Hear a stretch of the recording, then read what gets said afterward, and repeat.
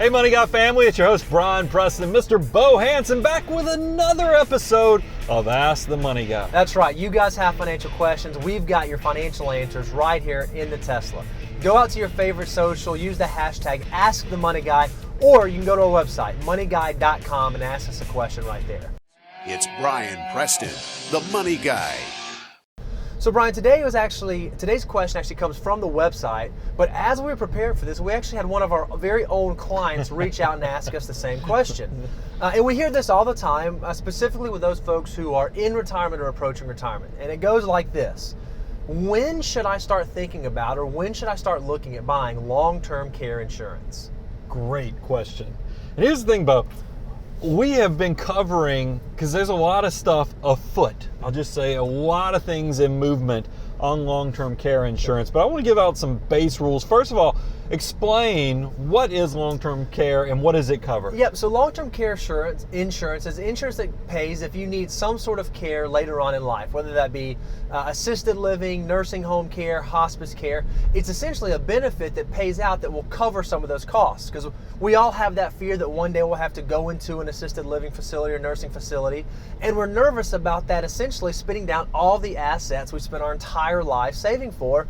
So one of the ways you can protect against that risk is by buying insurance that will pay in the event you need that care. And it's also, a lot of people, because we're all nervous about the nursing home, but also the activities of daily living, the ADLs, they can have in-home protection as well. That's right. So it's a two-prong protection. So a lot of us, especially with the graying of America, there's a need for this type of insurance. So that you can check the box on, is this something that's a viable concern? Yeah. It is something to look at. And we like to tell people, just because it is something you look at as you're getting older, 55 to 65 years of age, or in your 50s, early 60s is probably not a bad time to look at it. And the reason we use those times is because if you buy long-term care before age 55, there's a good chance you're going to pay for the insurance for way longer than before you actually start needing it.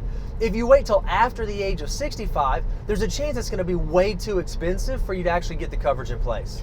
So I wanted to, before we kind of got into should you buy long-term care, I want to tell you about it's actually an unfortunate thing that's going on with long-term care insurance. We have a number of clients that have long-term care insurance, and Bo, when I talked to you in show prep, you had this same issue. I had a client that I just did an analysis on where they just had their second rate increase, and it was a 20% rate increase on their long-term care insurance. You said you just did one that was even higher. Yeah, one of our very own Money Guy family members reached out and said, hey, I talked to you last year about this long-term care insurance I have. Last year, they increased my premiums 25% over what I paid last year. So, 1/4 is what their premiums went up by. So here's what's going on, is that realize when they constructed these policy years ago, it was kind of like a big science experiment. That they knew that the country was getting grayer.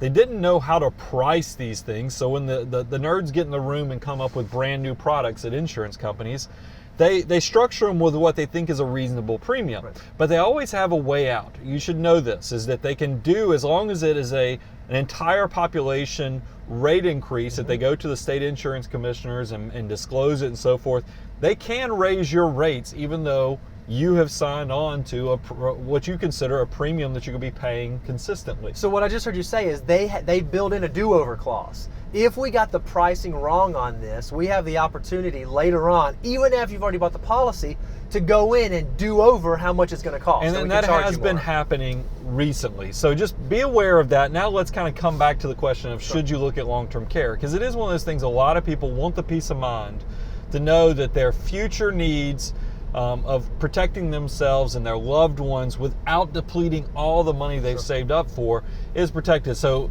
knowing what that coverage is, let's talk about how this is what's called donut coverage, meaning that there is a specific group right in the middle that probably is the sweet spot for long-term care, but everybody else might want to take into consideration some other factors. So the first side, let's talk about this donut of coverage that I'm talking about.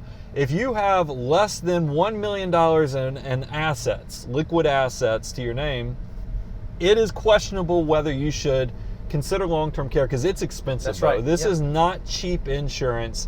So that's one part of it. You have less than $1 million liquid.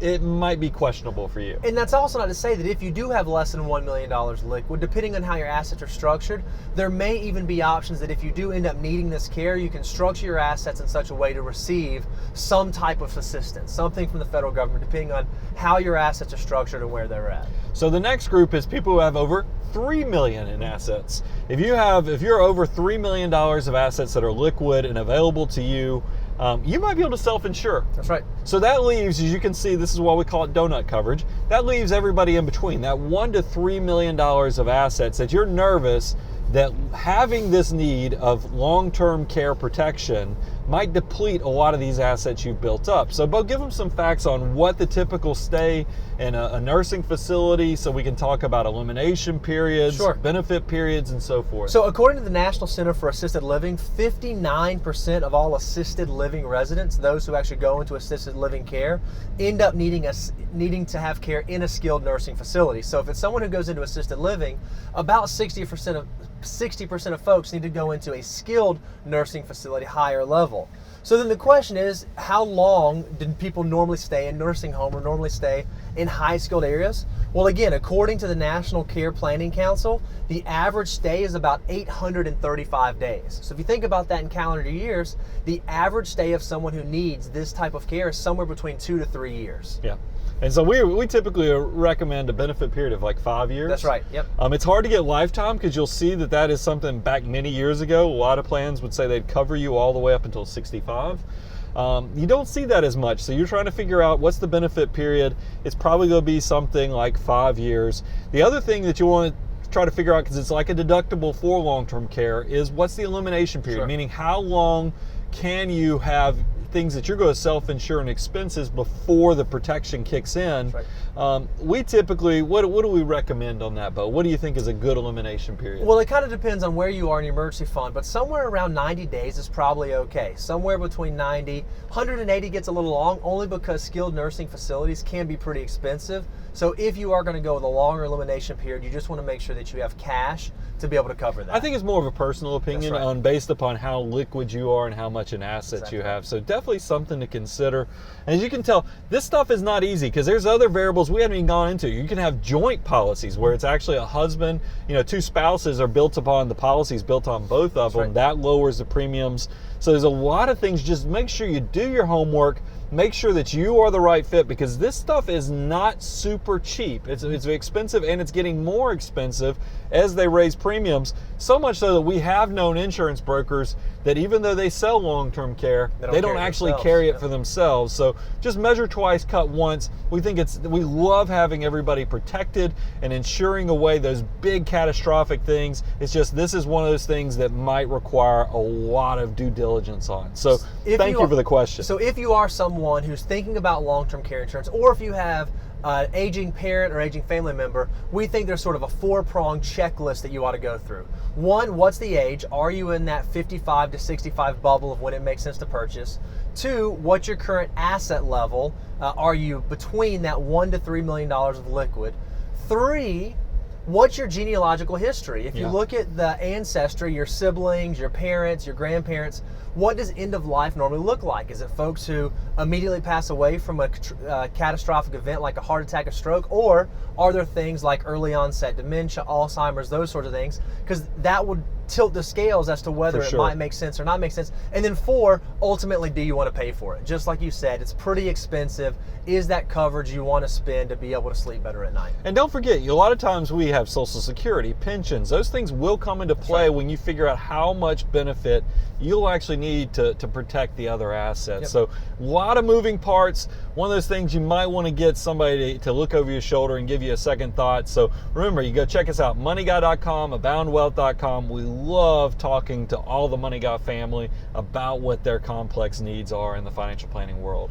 Bo, tell them how to ask more questions. If you have a question, go out to your favorite social, use the hashtag #AskTheMoneyGuy, or go to our website, moneyguy.com, ask a question right there, and we will answer your questions here in the Tesla. Thanks, guys. I'm your host, Brian Preston, Mr. Bo Hansen. Keep the questions coming.